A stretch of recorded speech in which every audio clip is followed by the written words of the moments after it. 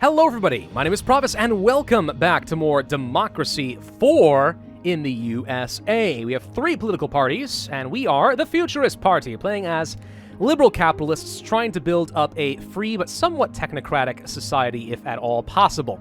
Okay, so right now we have a pretty darn bad deficit and I really think we need to deal with that sooner rather than later. The problem is we also have a really bad virus outbreak, shocker, which is going to be tanking our GDP over the next couple of turns, and we're going to start having some serious money issues, so that's a problem. The good news is health is starting to rise quite a bit, which is great. Our data is showing we have a potentially bad situation. This is a new new effect in Democracy 4, which I think is really good. It tells you when you are going to have a negative event and when you're getting close to a start trigger and that you need to take some events to try and get rid of it. Improving immigration or education would get rid of the skills shortage. Also, various different subsidies wouldn't be a bad idea, but we need to address this so it doesn't become a problem. Good to know. I like this change a lot, by the way. It gives you a lot more information to try and preempt issues before it kills you. Fracking. Hydraulic fracturing, better known as fracking, is a drilling technology that allows energy companies to exploit previously unreachable deposits of shale gas. The technique is relatively new and requires the government to give permission to use. On the one hand, it opens up potentially huge supplies of energy. On the other, there are serious environmental concerns. And yeah, there are serious environmental concerns. I will say, though, fracking is probably the #1 reason the U.S. has experienced an energy boom lately. And we are actually, I think, a net exporter of oil now, not importer, which is huge.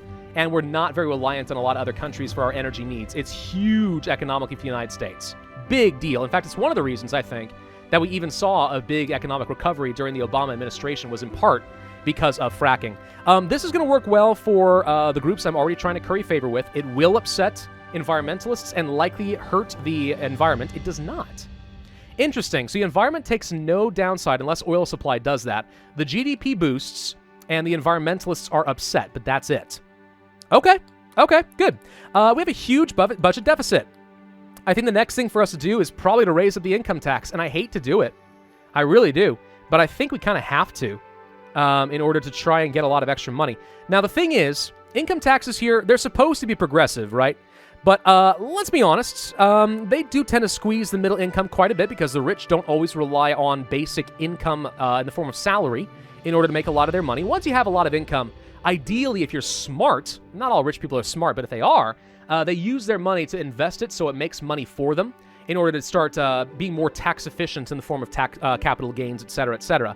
Now, one of the reasons we don't tax that as excessively in the United States, even though it is their primary form of income, if they're super rich, is because that kind of investment does tend to have good economic effects as well, and you don't want to discourage that, but it does tend to lead to a lot of income inequality. So that's obviously a source of some serious economic tension in the U.S. and causes a lot of tension. I think we'll do this. This really upsets the middle income.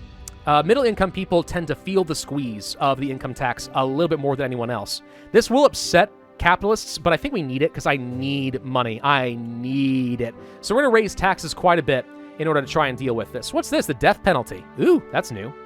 Not sure we really need to change that, but it is upsetting liberal membership quite a bit. If we change this, that would be very good. That is something we will have to come back to, but not very important right now. Okay, so let's see. We need to be thinking a little bit about the election, but mostly I need to be thinking about what's going to help get me through a lot of this event, this deadly virus outbreak. I can't even click on this. So there's nothing I can do as far as impacting it. It just is what it is. Okay. What can I do to increase business confidence? By the way, business confidence, very interesting thing here. You want to know one of the reasons I think that Donald Trump has seen a pretty good boost in the economy as soon as he took office and kind of, it's only been building from there, at least until COVID hit. He had a very good boom going on, and anyone who says otherwise is probably not paying attention. Business confidence.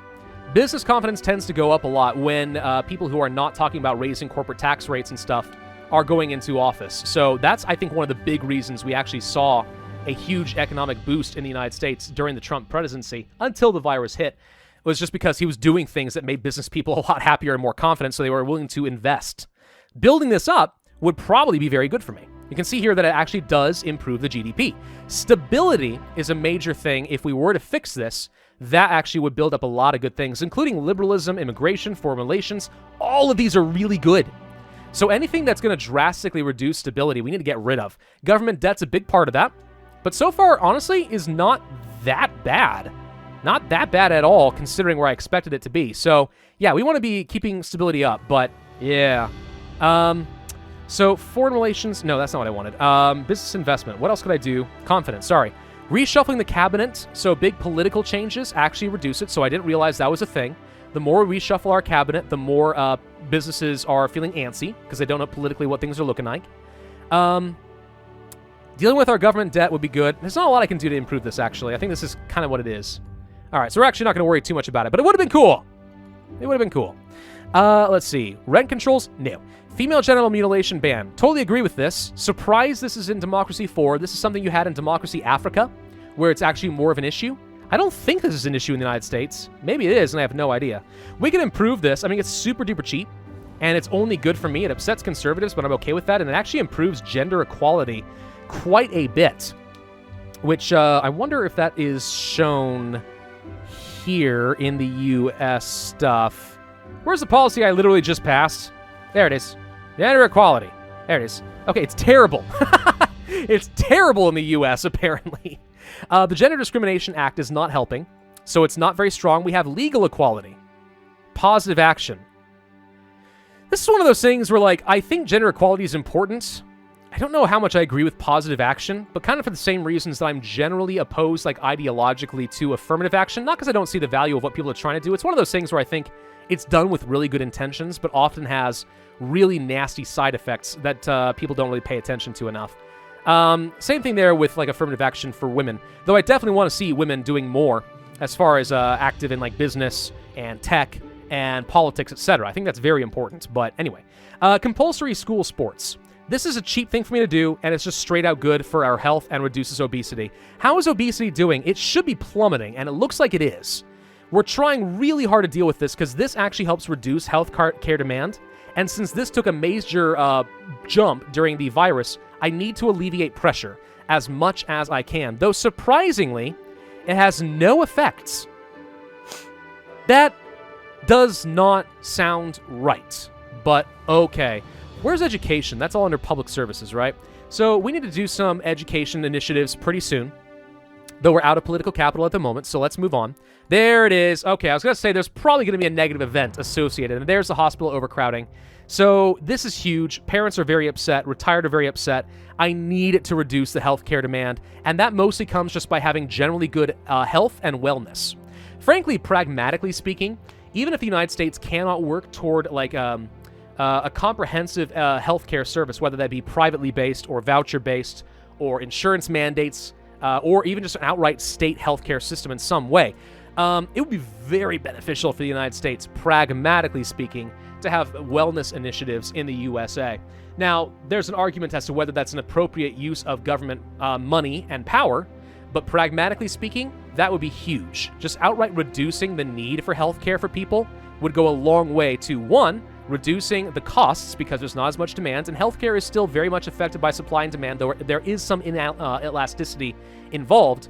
But also, just reduce the amount of money people have to spend because they're just not taking advantage of our expensive healthcare services as often because they don't need it. So that's good. I am surprised the global economy is doing well, given that I kind of assumed that the virus outbreak was worldwide. We have a small budget deficit. That's huge. Much, much better. Lay a wreath for a general. One of our longest-serving military generals has died, and you must decide whether to lay a wreath at his funeral. The general was definitely a military hero, but was dogged by accusations of racism, misogyny, and bullying. So this will upset patriots if we say no. Likely will make ethnic minorities happy, and maybe liberals? Huh. I mean, I don't want to do cheap virtue signaling, don't get me wrong.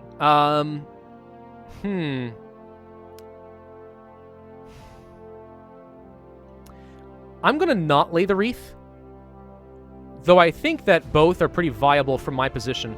Yeah, patriots are very upset, but liberals like it. Okay, well, I'm trying to make liberals happy, so I'm kind of okay with it. Right now, by the way, I'm looking at 62% of the vote in the election. Like, that is huge. That is absolutely huge. How's my cabinet doing? So, experience is going up. Environmentalist, capitalists, yes. Farmers, liberal, self-employed. Motorists. We have to address motorists or this person's going to become a problem. Self-employed capitalist is pretty good. Liberal parents. Capitalists and ethnic minorities. Yeah, making ethnic minorities would be happy too, but we have to solve some motorist issues. So gridlock. Dropping a lot. That's great. Okay. Part of that's because the GDP took a dump, which is an issue. Reducing car usage would help, though. So, let's see. More road building could work. We did increase the petrol tax, I think. Yes, we could increase it further, actually. That would do even more. And I think we should do this because it gets a lot of my money. Usually I get a petrol tax. In Democracy 3, this is one of the best ways of getting extra money with a minimal impact on the GDP. So this works. I'm going to go ahead and do it. Just because I think this alone might actually help get me out of the deficit that I'm currently looking at. Parenting, no. Keep the country tidying, maybe. Compulsory language. This is good in a lot of ways. It upsets patriots, but a lot of other benefits here. We're going to do this. And honestly, yeah, patriots are very upset, but this is good and across a lot of things. And frankly, I think the United States would benefit a lot more from having more language classes. Like, it's sort of a meme at this point that the United States are like ignorant of geography and other cultures and other languages, but it's kind of true, partly because a lot of the online and international cultures kind of do revolve a bit around the United States, in part because of our impact post-World War II and how we influence other countries as far as economics, which led into a trickle-down effect in culture. Also because, we're a very technologically advanced nation with extremely good media. A lot of people are aware of that. But also, English has kind of become, in a lot of ways, the international trade language because so much money revolves around the West. That is to say, the old British Commonwealth, like the UK, Australia, Canada, etc., as well as, of course, the United States. So we just don't need to know as much. Also, geographically, we are more isolated than a lot of other places. So if you live in, let's say, the EU and Germany, you're probably going to know more about other cultures, especially because you have to, because, I don't know, you're bordered to France, Poland, Denmark, Austria, down toward, like, Switzerland and Italy and blah, blah. You're going to have that access, so you need to know more. We don't need to know as much, and therefore, the United States is kind of a meme in that way. I think that needs to change, but it comes with a lot of personal responsibility. The U.S. states and government could try to affect that. It's just going to cost a bit of money to do so. Now, here's a really good thing.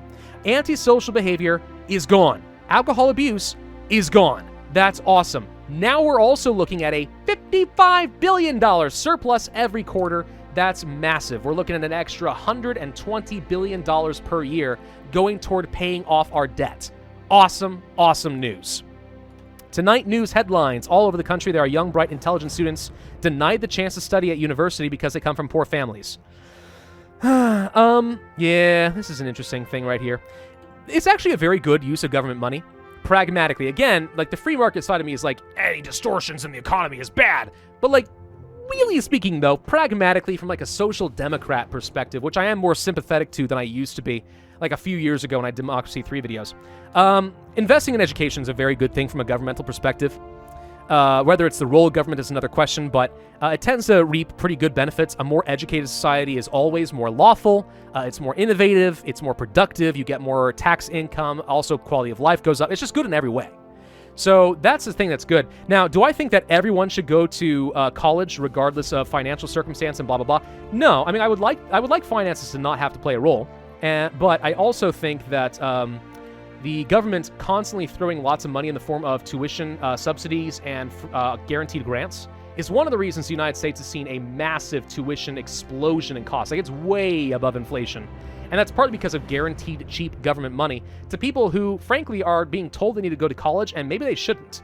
So they don't know what they're doing. They are 18 years old. They accept an $80,000+ debt that hangs on them and becomes a major hindrance to their economic well-being for the rest of their lives, and the government is paying a lot of money for not necessarily a lot of benefit.